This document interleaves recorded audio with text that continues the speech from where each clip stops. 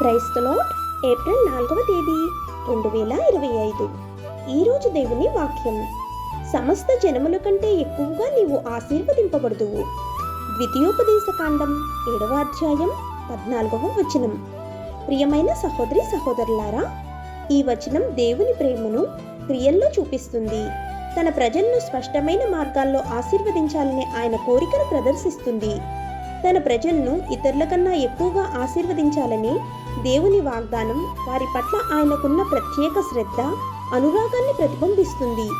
దేవుని ప్రేమ కేవలం ఆధ్యాత్మిక విషయాల గురించి మాత్రమే కాదు, కుటుంబం మరియు పనితో సహా జీవితంలోని దైనందిన వివరాలు కూడా విస్తరించిందని ఇది వెల్లడి చేస్తోంది.